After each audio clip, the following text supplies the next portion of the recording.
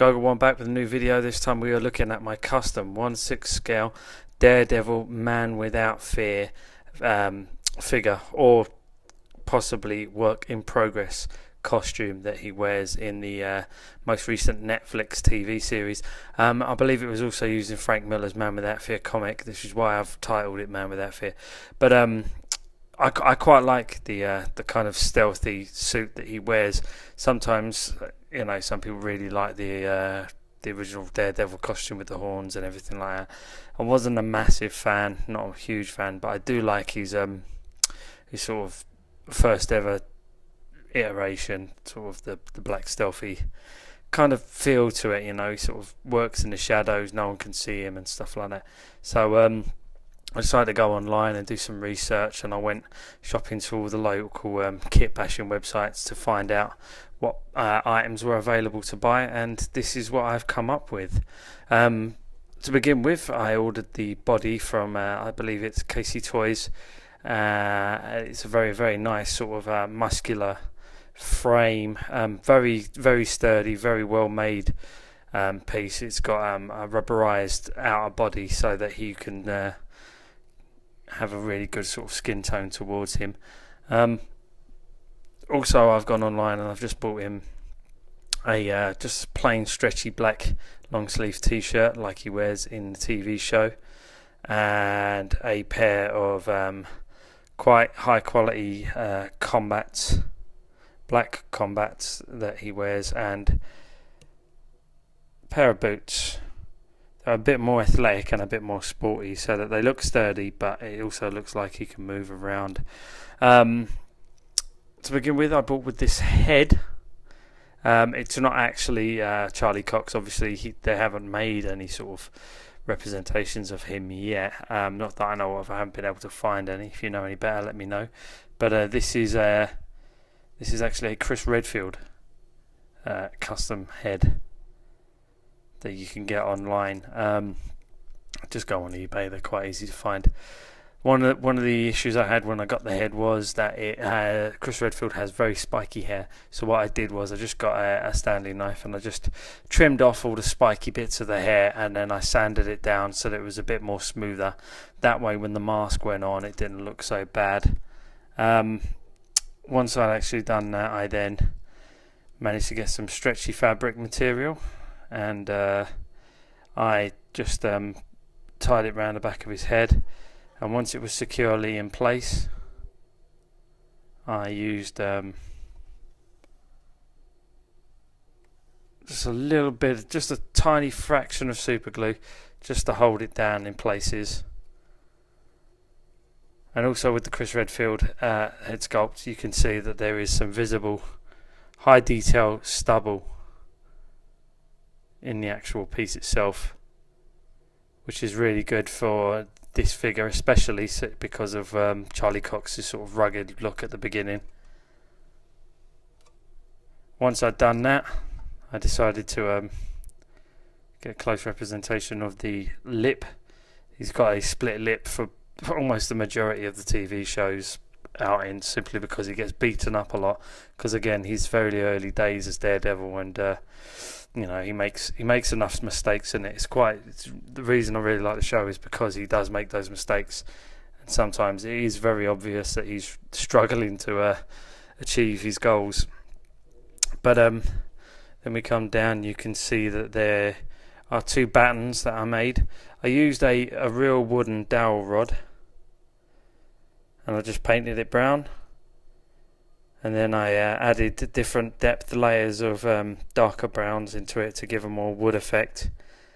And also I added some chip in effects on the edge of it to make it look a little bit more used and a bit rough, like he's snapped the broom handle in half or something. I've just chipped away and made a few dents and knocks in it, just so it looks like he's actually used this. Also, I can show you that the combat trousers are very highly detailed. They've got zips in them, they've got pockets. So when you come up close to this, you can really see that there is some really good detail in it. When you're doing a figure like this, it's probably best not to cheap out too much. You buy plain stuff, the figure's going to look plain. No matter what you do, it's never going to look great. So you're better off just spending a little bit extra just to get that good quality that you want to see in any of the figures that you buy, especially like the Hot Toys and the Enterbay figures and things like that. In the TV show, he has gloved hands. He always wears gloves, but to be honest, this is a very dark figure. There's dark head, black top, black trousers, black boots, black stand. If it was all going to be black, I think it would just sort of merge into one. And what I wanted to do was sort of highlight the batons and emphasize a little bit of color. So I took the gloved hands off and I put the plain, normal flesh tone hands on, simply because I think they look really good, and they also take away from all the black and give it a little bit more of a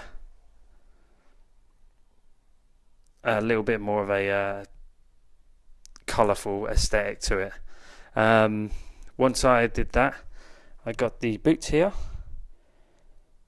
Fairly simplistic army boots, sporty army boots I got. I haven't done any paintwork to them, so they're just quite plain black at the moment, which is a shame. I am considering actually doing some marks, maybe muddy them up a bit so he looks like he's been through the trenches, maybe a bit of mud up the just on the ends of the trousers there, that type of thing, so he looks like he's been out and about somewhere. But for the moment it looks quite nice, and I'm not really going to change it.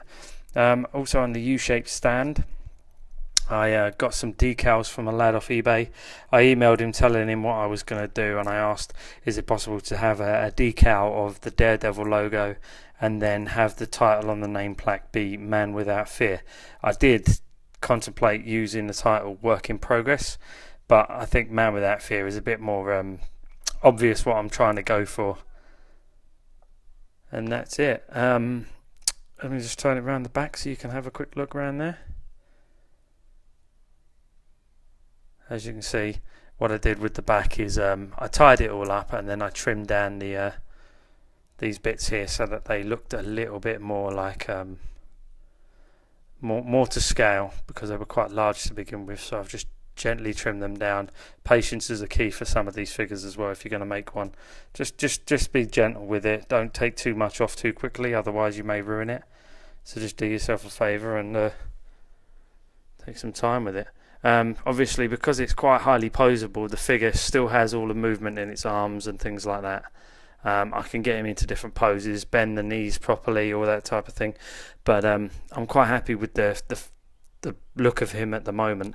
I've also got him looking down a little bit, like he's listening rather than looking around. He's trying to concentrate on what he's doing. I have considered putting some more battle damage on him, maybe some cuts to the shirt, and then maybe some slice wounds. Maybe a different alternate figure I can do for this figure, but for the moment I'm very happy with it. I'm very chuffed with it as it's turned out. Fairly simple to do, to be honest. It really is. I would recommend, if you really enjoyed the show and you're really looking for a Daredevil figure, don't wait for Hot Toys or someone else to step in and do it for you. Just go out there and get yourself a few bits, put a kit bash together, and maybe you'll come up with something similar. Probably even better, to be honest, because I'm not a prolific professional in these types of things. I don't heavily customize them myself. But yeah, I'm very chuffed with this figure, and it looks quite suitably nice next to all my other Hot Toys figures. Yeah, so if you like this video, subscribe, follow me and Goggle1. You can follow me on Twitter as Goggle1 as well. Yeah, you like this? Please leave some comments. I'd appreciate some feedback. What do you think? Do you like it? Is it too cheap looking? You know, is it really nice? I don't know.